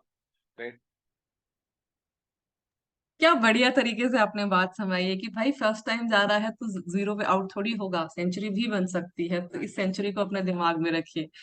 आ ठीक है, इसके साथ ही हम अगले सवाल पे पढ़ते हैं। इस दो पार्ट में जुड़ा हुआ है सवाल। क्या ओरल सेक्स से प्रेगनेंसी हो सकती है, यानी मुख मैथुन जो उसको हिंदी में बोलते हैं? और दूसरा पार्ट ये है कि अगर सीमेन वजाइना में गलती से चला जाए, मतलब इजैक्यूलेशन के थ्रू नहीं मगर गलती से चला जाए, तो क्या उससे भी प्रेगनेंसी हो सकती ओरल सेक्स, सिर्फ ओरल सेक्स ही किया है अगर आपने, तो ओरल सेक्स से प्रेगनेंसी नहीं हो सकती। लेकिन अगर ओरल सेक्स या दूसरा कोई प्रकार का आप सेक्स कर रहे हैं उसके दौरान अगर आपका इजैकुलेशन वजाइना के आसपास के एरियाज में हुआ है, तो गलती से, ये रिस्क बना रहता है, बहुत लो रिस्क है, लेकिन अगर आपके स्पर्म्स वजाइना के कैनल तक अंदर चले गए तो वो रिस्क रहता है, प्रेगनेंसी हो सकती है, लेकिन ओरल सेक्स से नहीं हो सकती। तो अगर एक्सीडेंटली भी आपका लगता है कि इजैकुलेशन हो चुका है और वजाइना तक पहुंच चुके हैं स्पर्म्स, या सीमेन भी पहुंच चुका है, वीर्य पहुंच चुका है, तो फिर उस केस में इमरजेंसी कॉन्ट्रासेप्टिव पिल्स ले सकते हैं। आफ्टर आप कंसल्ट कीजिए अपने डॉक्टर को उसके बाद ही। लेकिन ओरल सेक्स से प्रेगनेंसी नहीं हो सकती, ये बहुत लोगों को गलतफहमी होती है, बहुत लोगों को डर भी रहता है। ये सवाल हमारे पास भी बहुत आते हैं। तो नहीं, ओरल सेक्स से नहीं हो सकता। लेकिन आप जब ओरल सेक्स भी कर रहे हैं तब भी अपने जो बैरियर्स है, यानी कि जो हमें इन्फेक्शन ना हो, उस चीज का ध्यान रखना बेहद जरूरी है ना। तो अगर आप ओरल सेक्स भी कर रहे हैं तो प्लीज मेक श्योर कीजिए कि आप कॉन्डम्स पहन रहे हैं, या फिर अलग तरह के एक मटेरियल आता है जिसे डेंटल डैम्स कहा जाता है, जो बहुत कम जगह पे उपलब्ध होता है, लेकिन मेनली कॉन्डम्स का यूज करना तो जरूरी है ताकि वो इन्फेक्शन ना हो। Right? तो प्रेगनेंसी का खतरा एक चीज होती है और इन्फेक्शंस का खतरा दूसरी चीज होती है। तो अगर हम इन्फेक्शंस के खतरे को माना जाए तो वो दोनों में ही रहेंगे। तो अगर हम इन्फेक्शंस को रोकना चाहते हैं तो हम कॉन्डोम्स का इस्तेमाल करें, ये बहुत अच्छा है। हाँ, अगर वजाना के आसपास सीमन गिरा है, वीर्य गिरा है, तो रिस्क रहेगा। तो थैंक यू ये सारी चीजें अलग अलग क्लैरिफाई करने के लिए। ये एक, जैसे हमारे कुछ साथियों ने कहा कि नसबंदी करने के बाद बड़ा मजाक उड़ाया जाता है कि इसकी मर्दानगी कम हो गई, फर्टिलिटी तो खैर कम, फर्टिलिटी का सवाल शायद हमने गलत लिखा है। फर्टिलिटी तो ऑब्वियसली नसबंदी के बाद प्रेगनेंसी का चांस नहीं रहता। जो सवाल हम पूछना चाहते हैं कि क्या उसके बाद सेक्सुअल परफॉर्मेंस भी कम हो जाती है, उसमें फर्क पड़ता है कि अगर कोई पुरुष नसबंदी करा ले तो क्या उसके बाद उसको सेक्स में आनंद या मजा या उसकी परफॉर्मेंस कम हो जाएगी? ये सवाल हमारा आपसे। राइट। तो बिल्कुल भी नहीं, क्योंकि नसबंदी जो कर रहे हैं, जैसा आपने पहले भी एक क्वेश्चन में बताया था कि वो बेसिकली क्या होता है कि जैसे हमारे वीर्य है, जो स्पर्म्स है, जिसकी वजह से प्रेगनेंसी होती है, उसका रास्ता बंद करने का एक आसान सा तरीका है। तो केवल वही चीज जब आप सेक्स कर रहे हैं तब वो बाहर नहीं आएगी। नॉर्मल आपका फ्लूइड भी है वो भी बाहर आने वाला है, तो थोड़ा बहुत फ्लूइड भी बाहर आएगा लेकिन स्पर्म्स बाहर नहीं आएंगे। तो उससे आपके सेक्सुअल परफॉर्मेंस पे कोई इफेक्ट पड़ने नहीं वाला है, क्योंकि सेक्सुअल परफॉर्मेंस जो है, जैसे हमने बात की पहले कि हमारे अगर लिंग का ब्लड सप्लाई सही है, हमारे शरीर में बाकी हार्मोन जो टेस्टोस्टेरोन वगैरह उसकी मात्रा अगर सही है, तो उससे कोई भी उससे रिलेशन बिगड़ने नहीं वाला। और नसबंदी करवाई इसीलिए जाती है कि अगर आप नॉर्मल सेक्स लाइफ कंटिन्यू करना चाहते हैं, लेकिन आप चाहते हैं कि अगर प्रेगनेंसी ना हो, तो उसी के लिए एक कॉन्ट्रासेप्टिव मेजर है। तो कॉन्ट्रासेप्टिव मेजर इसीलिए बनाए जाते हैं कि आप अपनी सेक्स लाइफ को एक्टिव रख सकते हो, साथ साथ प्रेगनेंसी का खतरा अवॉइड कर सकते हो। तो ये बिल्कुल भी नहीं है कि उसकी वजह से आपका इरेक्शन कम हो जाएगा या उसकी वजह से आपको सेक्स में मजा नहीं आएगा। हाँ, इस बात को लेकर बहुत बार मजाक बनाया जाता है, बहुत तरह तरह के भ्रम फैलाए जाते हैं। तो कई बार उसकी वजह से साइकोलॉजिकली बहुत सारे पुरुष होते हैं वो घबरा जाते हैं, एंग्शियस हो जाते हैं। तो ये समझना जरूरी है कि ये लॉजिकली पॉसिबल नहीं है।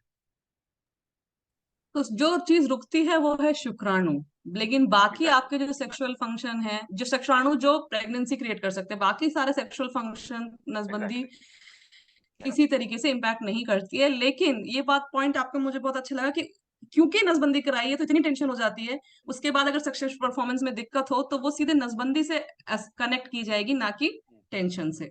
तो एग्जैक्टली। इस चीज को क्लियर एग्जैक्टली। करने के लिए बहुत बहुत शुक्रिया। अगला सवाल हमारा ये है कि आई थिंक थोड़ा सा आपने ऑलरेडी क्लियर कर दिया है कि नसबंदी में आखिर होता क्या है, उससे प्रेगनेंसी कैसे रुकती है, क्योंकि ये बहुत कंफ्यूजन है सबके बीच में कि इससे इरेक्शन ये सब बंद हो जाएगा। तो एग्जैक्टली क्या होता है नसबंदी? तो जैसे हम बात कर रहे थे कि नसबंदी अगर होती है तो उसे वाजेक्टोमी कहा जाता है पुरुषों में, उसका मेडिकल प्रोसीजर का नाम है। तो वास डिफरेंस करके एक नली होती है जो हमारे स्पर्म्स को ले जाती है हमारे मूत्र मार्ग की तरफ, जिसे यूरेथ्रा कहा जाता है, जहां से हमारा यूरिन भी पास होता है, जहां से हमारा स्पर्म्स भी पास होता है जब हम इजैक्युलेट करते हैं। तो केवल उस मार्ग को रोकने का जरिया है जहां से आपके स्पर्म्स बाहर नहीं आएंगे। तो अगर आप सेक्स करेंगे भी तो भी आपके स्पर्म्स बाहर नहीं आएंगे। केवल उस सिंपल से प्रोसीजर का नाम है ये वासेक्टोमी, जो कि नसबंदी कहा जाता है। Thank you. आई थिंक इससे बहुत लोगों को फायदा होगा, क्योंकि इसको समझाना आसान रहेगा, और अगर इसको समझाएंगे तो उससे मिथ जो मिथ्याएं हैं वो अपने आप ही नहीं फैलेंगी। तो इस प्रोसीजर का क्लियर कॉन्सेप्ट क्लियर करने के लिए बहुत शुक्रिया। एक सवाल जो बहुत कॉमन है कि पीनू जितना लंबा या चौड़ा होगा उसमें सुख ज्यादा आएगा, हम्म। क्या ये सच है? तो ये सवाल का भी ना वो एक मैस्कुलिनिटी, ये टॉक्सिक मैस्कुलिनिटी से जुड़ा हुआ है ना। लोगों को लगता है कि हाँ, जितना ज्यादा वो स्ट्रांग होगा, जितना ज्यादा बड़ा होगा, उतना ज्यादा वो मेल पावरफुल है, उतना ज्यादा वो अपने पार्टनर को सुख दे पाएगा। लेकिन ये भी एक गलत चीज है, बिकॉज ये नहीं आधार रखता कि आपका लिंग कितना मजबूत है या फिर कितना बड़ा है या कितना चौड़ा है। लेकिन सिर्फ आपका इरेक्शन सही से आना जरूरी है। इरेक्शन आएगा तो इंटरकोर्स हो पाएगा। और अगर हम वजाइनल कैनाल, जो योनि मार्ग होता है औरतों का, उसकी बात करें तो उसका केवल कुछ ही इंच का हिस्सा जो होता है वो सेंसिटिव होता है सेक्सुअल टच से। राइट, अराउंड 2 इंचेस का एरिया ही रहता है जो कि सेंसिटिव रहता है। तो अगर उससे कितना भी ज्यादा बड़ा हो गया तो उससे फर्क नहीं पड़ने वाला। तो पेनिस छोटा है या बड़ा है, या फिर उसकी विड्थ कम है, चौड़ाई कम है, उससे बिल्कुल भी फर्क पड़ता नहीं है। नॉर्मल पेनिस की साइज जब इरेक्शन आता है तो सबकी वेरी करती है, सबकी साइज अलग अलग रहती है। लेकिन मुख्य तौर पे जरूरी है कि इरेक्शन होना चाहिए। इरेक्शन होगा तो इंटरकोर्स हो ही जाएगा, बिकॉज वजाइनल कैनाल भी उसी तरह से है, वो मस्कुलर है, जितना साइज होगी पेनिस की उसी हिसाब से उसका एडजस्टमेंट हो जाता है। तो बिल्कुल भी ये भ्रम में मत रहिए कि पेनिस छोटा है या पेनिस बड़ा है तो ही अच्छा, बिल्कुल भी नहीं। इसमें आपने एक अच्छी बात कही, टॉक्सिक मैस्कुलिनिटी, इसके बारे में थोड़ा सा बताएंगे कि ये क्या चीज है और इससे इससे ये सारी भ्रांतियां क्यों राइट, फैलती हैं? ये जो मर्दानगी राइट। का जो कॉन्सेप्ट है, इस पे थोड़ा सा, और क्योंकि आपके पास ऐसे पेशेंट्स आते होंगे, तो ये क्या है और इससे क्या नुकसान हो रहा है हम? राइट। तो लोगों को मर्दानगी की डेफिनेशन यही लगती है कि जितने ज्यादा मसल्स, जितने ज्यादा स्ट्रेंथ, जितनी ज्यादा हाइट बढ़ी, उतना ही ज्यादा वो मर्द स्ट्रांग। तो उसी कंसेप्ट को वो लोग अपने पेनिस के साथ भी जोड़ लेते हैं कि पेनिस भी जितना बड़ा होगा, जितना चौड़ा होगा, उतना वो ज्यादा शक्तिशाली इंसान है, और वो उतना ज्यादा लंबा सेक्स कर पाएगा, या फिर उतना ज्यादा वो अपने पार्टनर को प्लेजर दे पाएगा। लेकिन कितना ज्यादा वो टिक पाएगा, उसका भी आधार उसके लिंग के साइज पे बिल्कुल नहीं है। तो ये हमें समझना जरूरी है। और यही चीज शायद आप लोगों ने, किसी ने देखा होगा कि ओ माय गॉड 2 करके अभी एक मूवी आई थी, जिसने भी इस कंसेप्ट पे थोड़ा सा एक प्रकाश डाला था कि बहुत सारे एडोलेसेंट बच्चे होते हैं, उनको लगता रहता है कि यार मेरी साइज छोटी है, किसी और की बड़ी है। तो ये कंपैरिजन वाले माइंडसेट में चले जाना, ये भी बिल्कुल गलत है। बिकॉज ऐसा एक्चुअल में है ही नहीं कि किसी की साइज बड़ी होने से कुछ ज्यादा फायदा है, या किसी की साइज छोटी है तो कोई नुकसान वाली बात। तो ये बहुत अच्छा लगा मुझे, जिस लड़के के जितने बड़े मसल उतनी बड़ा उसकी ताकत उसके साथ समझ ली जाती है, और कहीं ना कहीं वो मसल बनाने वाला जो लॉजिक है वो पीनस के साथ भी जुड़ गया है। और जबकि इसका एक्चुअल सेक्सुअल परफॉर्मेंस या एक्चुअल सेक्स को लेके प्लेजर होना या फर्टिलिटी, दोनों से ही कनेक्शन है नहीं। पर बहुत अच्छी बात आपने, OMG 2 मैंने कल रात को ही देखी, तो मुझे बहुत अच्छा लगा कि पहली बार पिक्चरों में ये चीज आ रही है कि जो भ्रांतियां पिक्चरों से ही बनी हैं अब उनको पिक्चरें ही दूर कर रही हैं, तो मुझे पिक्चर ही दूर कर रही है, इस ये बात की बहुत अच्छी बात है। खुशी है। चलिए, अगला सवाल हमारा आपसे ये है कि मास्टरबेट करना के बारे में किसी ने बात नहीं की ज्यादा हंस-मैथुन की, लेकिन ये सबसे कॉमन सवाल है हमारी वेबसाइट पे, क्योंकि अक्सर 13 14 15 16 साल में ये लड़के करना शुरू करते हैं, लेकिन कहीं ना कहीं छुप के, गिल्ट के, शर्म के। और OMG 2 तो आपने जो भी बोला ये इसी बारे में है। तो पहली बात, क्या ये ठीक है, ओके है? और दूसरा, क्या इससे बहुत ज्यादा मास्टरबेट करने से क्या वीर्य शुक्राणु कम हो जाते हैं या कोई और दिक्कतें होती हैं? क्योंकि शायद एक भ्रांति है कि इतना सारा किया कि सब निकल गया, कुछ बचा ही नहीं शरीर में। हम्म। राइट। तो देखिए, मास्टरबेशन एक है वो नॉर्मल प्रक्रिया है, हर इंसान कर सकता है, हर इंसान करता भी है, और करना भी चाहिए, because it is absolutely normal. लेकिन कई बार हमारे समाज में मास्टरबेशन को लेकर बहुत गलतफहमियां जुड़ी हुई है कि अच्छा, हर चीज को वो मास्टरबेशन के साथ जोड़ लेते हैं, है ना। तो बहुत सारे जो ऐसे ही इलीगल प्रैक्टिस करने वाले लोग होते हैं, जो एक्चुअल में मेडिकल की पढ़ाई भी नहीं की होगी, लेकिन वो आपको ऐसी गलत राय देते रहेंगे, और आपकी सारी जो समस्याएं हैं वो लाइफ की, वो मास्टरबेशन के साथ जोड़ देंगे कि अभी आपको इरेक्शन नहीं आ पा रहा, या अभी आप बच्चा नहीं पैदा कर पा रहे, या अभी आपका इजैकुलेशन जल्दी हो जा रहा है, वो मास्टरबेशन की वजह से। लेकिन रिसर्च में बिल्कुल भी ऐसा नहीं पाया गया कि मास्टरबेशन करने की वजह से आपके इरेक्शन में प्रॉब्लम होना, या आपके फ्यूचर सेक्स लाइफ में प्रॉब्लम होना, ऐसा बिल्कुल भी नहीं है। तो मास्टरबेशन एक नॉर्मल हेल्दी सेक्सुअल लाइफ की निशानी है, वो कोई भी इंसान कर सकता है। मास्टरबेशन ज्यादा अमाउंट में करने से शुक्राणु कम हो जाएंगे, ये भी कंसेप्ट गलत है, बिकॉज हमारे बॉडी की जो शुक्राणु बनने की जो प्रोसेस है, वो भी कंटिन्यूअसली रहती ही है ना। तो वो ऐसी वाली चीज है कि जैसे आप अगर मान लो डिस्चार्ज हो भी जाता है, तो हमारी बॉडी उतनी सक्षम रहती ही है कि वापस से वो शुक्राणु बन ही जाता है। अब ये मास्टरबेशन के साथ कई सारे मिथ्स जुड़े क्यों हुए हैं, उसका भी कुछ कारण है। अगर हम देखेंगे, तो अगर कोई बच्चा जो प्यूबर्टी हिट कर चुका होता है, 13 14 15 साल का बच्चा है, तो अगर वो पूरा ही अपना समय मास्टरबेशन में बिता देता है, क्योंकि उस समय वो सेक्सुअल अर्जेस बहुत ज्यादा रहते हैं, तो वो उसकी बाकी की लाइफ के एस्पेक्ट के लिए बुरा है, बिकॉज उसका वो बाकी की लाइफ में फोकस नहीं बना पाएगा। तो शायद इसी वजह से मास्टरबेशन के साथ हमारे समाज ने बहुत सारी गलतफहमियां जोड़ दी कि नहीं, मास्टरबेशन करना ही नहीं चाहिए, या गलत है, या पाप है। लेकिन ऐसा बिल्कुल भी नहीं। अगर आप अपनी बॉडी को समझ पा रहे हैं, और एक मास्टरबेशन को नॉर्मल हेल्दी वे में ले रहे हैं, और आपको ये बता भी है कि वो मास्टरबेशन की वजह से मेरी बाकी सारी चीजें बिगड़ नहीं रही, कि ऐसा नहीं हो रहा है कि मैं पूरे दिन भर वो मास्टरबेशन कर रहा हूँ और उसकी वजह से मेरी जो पढ़ाई थी वो बिगड़ रही है, मेरी जो नौकरी करना था, लोगों से बातचीत करना था, वो बिगड़ रहा है, तब तक मास्टरबेशन इज एब्सोल्युटली नॉर्मल। लेकिन कई बार आजकल हम देखते हैं, स्पेशली यंग बच्चों में, कि पोर्नोग्राफी को लेकर बहुत एडिक्शन हो जाता है। तो प्लीज उस चीज से दूर रहिए। बिकॉज अगर आप पोर्नोग्राफी से एक बार एडिक्ट हो जाओगे और उसी में आपका समय बिताते रहोगे, तो आपके बाकी एरियाज जो लाइफ के हैं वो अफेक्ट होंगे, और आने वाली फ्यूचर लाइफ में सेक्सुअल लाइफ भी अफेक्ट होगी। बिकॉज पोर्नोग्राफी में जो दिखाया जाता है सेक्स को, और जो रियल लाइफ में सेक्स होता है वो बिल्कुल अलग है। अगर आपने अपने बॉडी को सेंसिटाइज कर लिया है कि नहीं, पोर्नोग्राफी में जैसा सेक्स होता है वैसा ही सेक्स होना चाहिए, तो वैसा पॉसिबल होने नहीं वाला। तो कई बार जो हमारे पास पुरुष आते हैं, तो उनमें ये प्रॉब्लम्स भी होती है कि उनका जो पहले सेक्सुअल का कंसेप्ट था वो पोर्नोग्राफी से ही बना हुआ था। इसीलिए हमें सेक्स एजुकेशन देना बहुत जरूरी है आजकल के यूथ में। बिकॉज पोर्नोग्राफी में जो दिखाया जाता है वो एक स्टेज्ड परफॉर्मेंस है, जैसे पिक्चरों में होता है ना? पिक्चरों में वो बाइक के स्टंट्स करते हैं, इधर से उधर छलांगे लगाते हैं, बंदूकें चलाते हैं, वैसा रियल लाइफ में नहीं होता। तो उसी तरह से जो पोर्नोग्राफी में दिखाया जाता है वो और रियल सेक्सुअल लाइफ में जो होता है वो completely different thank you doctor Devashish. तो एक फॉलोअप सवाल भी आया था कि कितना मास्टरबेशन ओके है, बट आई थिंक उसका सवाल आपने दे दिया कि जिसमें हम अपने जिंदगी के बाकी कामों में इफेक्ट ना पड़ एग्जैक्टली। रहा हो, हम उससे ऑब्सेस ना हो जाएं, तो कोई गिनती नहीं है। लेकिन हम उसको एक उस तरीके से करें कि हमारी बाकी जिंदगी नॉर्मल चले, ठीक चले, एग्जैक्टली। तो उसकी कोई सेफ एग्जैक्टली। लिमिट या that upper should limit not नहीं बिकम है। द सेंटर पॉइंट, है ना? वो हमारे लाइफ का जी। एक सेंटर पॉइंट नहीं बनना चाहिए कि वही हम कर रहे हैं, या फिर पूरे दिन की शुरुआत ही उसी से कर रहे हैं कि नहीं यार आज मैं कब कर पाऊंगा। उस लेवल तक ऑब्सेशन नहीं होगा तो ठीक है। ठीक है। Okay great. अगला सवाल ये हमारे पास अभी चैट में भी आया है, और उसको हमने उसमें भी रखा था कि मैं बहुत जल्दी इजैकुलेट कर जाता हूँ, यानी जल्दी उनका वीर्य गिर जाता है, जल्दी स्पर्म गिर जाता है। तो इसके लिए वो क्या कर सकते हैं कि वो इतना जल्दी ना गिरे, और क्या इससे आगे फर्टिलिटी में दिक्कत तो नहीं होती है, प्री मैच्योर इजैकुलेशन जिसको हम कहते हैं? ओके। राइट। राइट।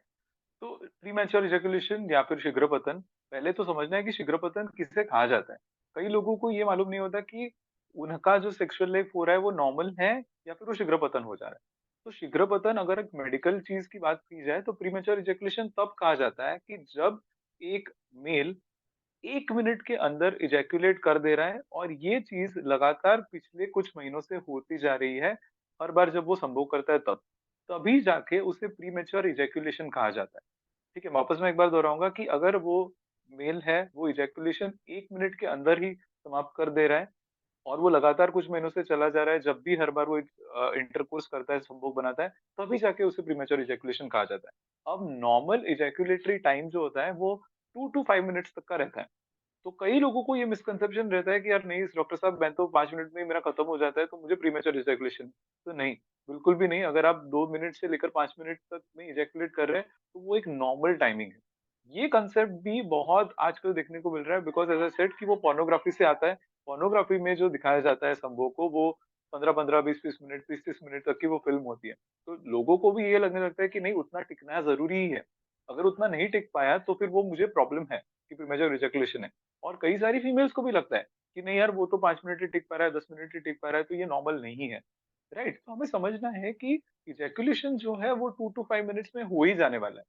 अगर आपके पार्टनर को या आपको सेटिस्फेक्शन नहीं मिल रहा है, तो शायद आपको दूसरे तरीके से सेक्सुअल एक्टिविटी को इन्फ्लुएंस करने की जरूरत है। जैसे कई बार महिलाओं को भी ये नहीं मालूम होता है कि सिर्फ संभोग करने से उनको सेक्सुअल ऑर्गेजम नहीं मिलने वाला, उत्तेजना नहीं मिलने वाली है। उनके अलग अलग बॉडी के पार्ट्स होते हैं जो सेंसिटिव रहते हैं, उनको टच करने से, उनको स्टिमुलेट करने से तब जाके उनको ऑर्गेजम मिलेगा, चरम सीमा तक वो पहुंचेंगे। तो ये जानना जरूरी है कि कौन सी एक्टिविटी से एक दूसरे को प्लेजर मिल रहा है। कई बार ये मिसकंसेप्शन पुरुषों में होता है कि नहीं, मैं जितना लंबा टिक पाऊंगा उतना ज्यादा मेरी पार्टनर प्लेजर फील कर पाएगी, लेकिन ऐसा नहीं है। तो अगर आप 1 मिनट तक से कम में इजैकुलेट कर दे रहे हैं, तो डेफिनेटली आप डॉक्टर के पास आइए। हम जांच करेंगे, बात करेंगे कि किस वजह से आपका इजैकुलेशन जल्दी से हो जा रहा है, और उसके आधार पर ट्रीटमेंट अवेलेबल रहती है। लेकिन ये सोचना कि नहीं, मैं इजैकुलेशन का टाइम बढ़ा दूं तो मेरी पार्टनर ज्यादा खुश होगी, वो नहीं है। हाँ, इजैकुलेशन का टाइम नॉर्मली हम थोड़ा बढ़ा सकते हैं। जैसे अगर हम बात करें तो हमारी अगर स्ट्रेंथ, स्टेमिना थोड़ा ज्यादा होगा, जैसे फिजिकल एक्टिविटी ज्यादा करेंगे हम, एक्सरसाइज वगैरह करेंगे ज्यादा, तो डेफिनेटली हमारी वो स्ट्रेंथ होगी मसल्स की, वो बेहतर रहेगी। हमारा डाइट अच्छा होगा, हमारी स्लीप साइकिल अच्छी होगी, हम अल्कोहल, सिगरेट्स, ये सारे नशीले पदार्थों से दूर रहेंगे, तो डेफिनेटली हमारी ओवरऑल सेक्सुअल क्वालिटी है लाइफ की, वो इम्प्रूव होगी, तो आपका इजैकुलेशन टाइम भी अच्छा रहेगा। थैंक यू डॉक्टर देवाशीष, इस चीज और को फर्टिलिटी क्लैरिफाई से करने। उसका कोई भी रिलेशन नहीं है। फर्टिलिटी से डेफिनेटली उसका कोई भी रिलेशन नहीं है। मान लो आप इजैकुलेशन 5 सेकंड में कर रहे हैं या 15 मिनट में कर रहे हैं, वो स्पर्म्स है, स्पर्म्स का काम जो है वो करेंगे ही। तो कितने भी सेकंड में हो, कितने भी मिनट में, उससे फर्क नहीं पड़ेगा। तो बहुत सारी मिथ्याएं आपने क्लियर करी। सबसे जरूरी ये है कि एक्चुअल कितना टाइम है जिसको हम प्रीमेच्योर मान लेते हैं, वो बहुत बड़ा क्लियर किया। स्पेशली पोर्नोग्राफी या अश्लील फिल्में या ब्लू फिल्में जिन्हें कहा जाता है, उनको देखकर बोला जाता है कि अरे इतना लंबा तो फिर मुझे पक्का प्रीमेच्योर होगा। थैंक यू क्लैरिफाई और करने ये के लिए। चर्चाएं भी बहुत होती है, पुरुषों में भी ये चर्चाएं बहुत होती है, कि मैं कितना टिक पाया, तू कितना टिक पाया। तो ये कई बार ना पुरुष अपने आप से वो बढ़ा चढ़ा के बोल देते हैं, है ना। तो अगर आपका दोस्त बोल रहा है ना कि नहीं मैंने आधा घंटा कर लिया, तो प्लीज वो फेक रहा है, उसकी बातों में मत आइए। ठीक है, वो अपने ईगो को बूस्ट करने के लिए गलत बातें बता रहा होगा। तो नॉर्मल समय यही है कि 2 to 5 मिनट्स में एवरेज मेल इजैक्यूलेट कर देता है। ठीक। तो 2 से 5 मिनट ही स्टैंडर्ड है। अगर कोई इससे ज्यादा बोल रहा है तो फेंक रहा है, ये बात मुझे बड़ी अच्छी लगी। तो उसको ध्यान रखना भी बहुत जरूरी है। आखिरी सवाल जो हमारे तरफ से है, उसके बाद हम ऑडियंस के सवालों की ओर चलेंगे। अक्सर कुछ लोगों को इरेक्शन नहीं आता और वो सोचते हैं कि उन्होंने बहुत ज्यादा मास्टरबेट कर लिया, इस वजह से नहीं आता। तो क्या ये सच है? और इरेक्शन ना आने के पीछे कुछ क्या कारण हो सकते हैं? तो ज्यादा मास्टरबेशन करने से इरेक्शन नहीं आना, ये कोई भी रिसर्च में पाया नहीं गया है, तो ये गलत सोच है। इरेक्शन नहीं आने के, जैसे मैंने बात की थी पहले, बहुत सारे कारण हो सकते हैं। साइकोलॉजिकल कारण हो सकते हैं, हमारे ब्लड सप्लाई को लेकर कारण हो सकते हैं, हमारे हार्मोनल डिस्टर्बेंस को लेकर कारण हो सकते हैं, या फिर रिलेशनशिप्स को लेकर भी कारण हो सकते हैं। तो कई बार हमारे पास ऐसे केसेस आते हैं कि जो पुरुषों में इरेक्शन नॉर्मली सही से आ रहा है, लेकिन जब वो अपने पार्टनर के साथ जाते हैं तब उन्हें इरेक्शन नहीं आता। तो कई बार वो रिलेशनशिप में जो प्रॉब्लम्स रहती है, या फिर एक पार्टनर के साथ एक कंफर्ट लेवल जब अचीव नहीं हो पाता, या फिर पार्टनर को देखकर और एक दूसरे को देखकर वो सेक्सुअल अराउजल ही नहीं आ रहा, तो वो अलग अलग प्रॉब्लम्स की वजह से इरेक्शन की समस्याएं रहती है। बट मास्टरबेशन के साथ इरेक्शन की समस्या नहीं जुड़ी हुई है। मास्टरबेशन किसी ने ज्यादा भी किया हो पहले, तो ऐसा बिल्कुल भी नहीं है कि उसका इरेक्शन नहीं आएगा। लेकिन अगर मास्टरबेशन कोई हैबिट के साथ जुड़ा हुआ है, जैसे हमने बात की थी कि अगर वो वापस से ब्लू फिल्म से, अश्लील फिल्म या पोर्नोग्राफी से जुड़ा हुआ है, तो आपके ब्रेन को वो हैबिट हो जाएगी कि जब वो पोर्नोग्राफी देखेगा तभी वो इरेक्शन आएगा। तो शायद ऐसा हो सकता है, और बहुत बार ऐसा देखने को भी मिलता है कि नॉर्मली जब वो सेक्सुअल एक्टिविटी शुरू करते हैं, जैसे बहुत सारे मेल्स होते हैं कि 20-25 साल की उम्र में उनकी शादी हुई, तो जब शादी हुई और अपने पार्टनर के साथ पहली बार मुलाकात की, तो सेक्स अच्छे से नहीं हो पाया और वो डर जाते हैं कि यार हमारा इरेक्शन नहीं हुआ। तो समझना जरूरी है कि शायद पहली बार में जब आप एक दूसरे को मिल रहे हो, एक दूसरे के साथ कंफर्टेबल भी नहीं हुए हो, एक दूसरे के बॉडीज को समझने की कोशिश कर रहे हो, तो ऑलरेडी हम बहुत ज्यादा नर्वस रहते हैं। तो ये वाला जो कंसेप्ट है ना कि नहीं पहले ही सुहागरात में ही सब कुछ हो जाना चाहिए, इरेक्शन हो जाना चाहिए, अच्छे से बढ़िया सेक्स हो ही जाना चाहिए, ये भी अगेन एक गलत बात है। राइट, ये भी एक मूवीज के द्वारा और ऐसे ही हमने बातचीत करके उसे बढ़ा दिया है। लेकिन ऐसा बिल्कुल भी नहीं है कि पहली ही रात में या पहली बार में आप जब किसी से मिल रहे हो तो अच्छे से आपका सेक्सुअल एक्टिविटी हो ही जाएगा। अक्सर देखने को मिलता है कि टाइम लगता है एक दूसरे के साथ कंफर्टेबल होने के लिए, और फिर जाके वो इरेक्शन अच्छा आता है, इंटरकोर्स हो पाता है। तो बिल्कुल भी डरिए मत। और मास्टरबेशन अगर पहले आपने किया है और अगर आपको बोलता है कोई कि नहीं उसी वजह से आपका इरेक्शन नहीं आ रहा, तो फिर उस गिल्ट में मत रहिए। बहुत सारे लोग मास्टरबेशन को लेकर गिल्ट में रहते हैं कि यार हमने गलती कर दी, पाप कर दिया। तो बिल्कुल भी ऐसी चीज नहीं। तो मर्द अपने शरीर के बारे में बेहतर जाने, मर्द अपनी जिम्मेदारियों के बारे में बेहतर जाने, और मर्द अपनी दिक्कतों के बारे में खुलकर सलाह ले। ये हमारे सेशन के आज 3 मेन मैसेजेस अगर हम आप लोग को दे पाए, तो हम लोग कहीं ना कहीं अपने आप को आज का संडे को सक्सेसफुल या अच्छा मानेंगे। तो इसी के साथ मैं आज का सेशन समाप्त करना चाहूंगी। अगर आप लोग के पास और भी सवाल हैं, तो हमारे इंस्टाग्राम पे और डॉक्टर देवाशीष ने अपने सोशल मीडिया का और lovematters.in वेबसाइट का, इसमें हिंदी और इंग्लिश दोनों में जानकारी दी गई है, हमने आपको चैट पे और हमारे स्क्रीन पे है। हमारे साथ जुड़े रहिए। किससे पूछे कौन सिखाए के और सेशंस भी हम फ्यूचर में आयोजित करेंगे भविष्य में। अगर आप उसके साथ भी जुड़े रहेंगे तो हम आपके सवालों के सभी जवाब देते रहेंगे। आज के सेशन में जुड़ने के लिए धन्यवाद। खुल के बातचीत करने के लिए धन्यवाद।